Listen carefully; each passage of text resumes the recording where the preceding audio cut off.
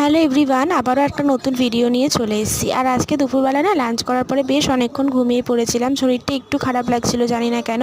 তারপরে বিকালবেলা ঘুম থেকে উঠে সমস্ত জামাকাপড় তুলে গুছিয়ে নিয়েছি। তারপরে গা ধুয়ে সন্ধ্যেটাও দিয়ে নিয়েছিলাম। নেওয়ার পরে এখন চলে এসেছি রান্নাঘরে। সবার জন্য চাটা করে নেবো। প্রত্যেকদিন চাটা মাই করে, তবে আজকে ভাবলাম যে আমিই করে নিই। আর এখন বর্মশাই আমার আর মার জন্যই চা করব, কারণ বাবা কিছুক্ষণ আগে বেরিয়েছিল, তাই বাবা চা খেয়ে চলে গেছে। তো আমরা তিনজনে যেহেতু আছি, তো তিনজনের জন্য চাটা আমি করে নেব।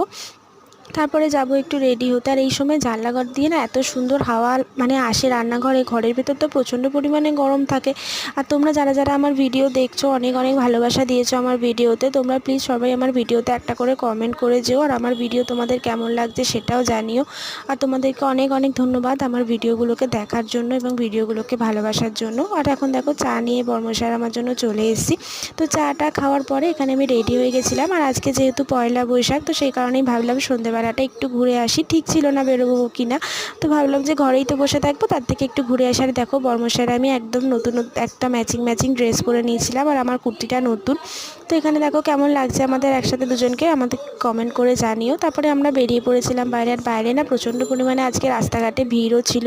পয়লা বৈশাখ যা হয় আর কি বাইরে, তার সাথে প্রচণ্ড সুন্দর হাওয়াও দিচ্ছিল। আর এখানে না সিগন্যালের জন্য আজকে প্রায় আমাদের অনেকক্ষণ আটকে থাকতে হয়েছে। এই জায়গাটা খুব একটা সিগন্যালের জন্য কখনো আটকাতে হয়নি, তবে আজকে মনে হয় রাস্তাঘাটে ভিড়ের জন্য এখানটা এতটা জ্যাম ছিল। আর আমরা না আজকে হেলমেটটা নিয়ে যাইনি, তো সেই কারণে আমাদের ভেতরের রাস্তা দিয়ে যেতে হয়েছে, রোডের উপর দিয়ে যেতে পারিনি। তো এখানে দেখো বর্মশার আমি গল্প করতে করতে যাচ্ছিলাম। আমার এত ভালো লাগছিল, ঘরের মধ্যে তো অত্যাধিক পরিমাণে গরম, সেই কারণে বাইরে একটু বেরোলে না বেশ ভালো লাগে, ঠান্ডা ঠান্ডা একটা ওয়েদার। আর কালকে রাত্রেবেলার দিকটা আমাদের এদিকে ঝড় বৃষ্টি একটু হয়েছিল। আর আমরা এসেছিলাম এখানে এই ফুচকার দোকানে, যেখানে তোমাদের আমি আগেও ভিডিওতে দেখিয়েছি যে আমরা যখনই ফুচকা খেতে আসি এই কাকিমাটার দোকানেই আসি, কারণ এখানে ফুচকাটা খুব ভালো বানায়। আর আমরা দুজনেই এখানে ফুচকাটা খেতেও ভীষণ ভালোবাসি। তো ফুচকা খাওয়া হয়ে গেছে, আর এখন আমরা যাচ্ছি বাড়ির দিকে। আর জানো তো এখন আর রাস্তাঘাটে বেরোলে এই পয়লা বৈশাখের দিনটা বিশেষ করে একটা জিনিসই মনে পড়ে। এখন যতই বড় হয়ে যায় না কেন, পয়লা বৈশাখে সেই ছোটোবেলার কথাগুলোই যেন বেশি বেশি মনে পড়ে।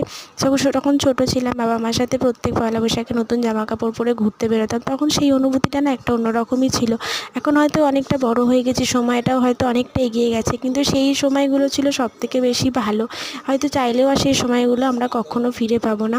তো যাই হোক, দেখো রাস্তাঘাটে আজকে প্রচণ্ড পরিমাণে ভিড় ছিল। সব সময় সোনার দোকানগুলোতে প্রচণ্ড পরিমাণে ভিড়, আর অনেক লোকজনও ছিল।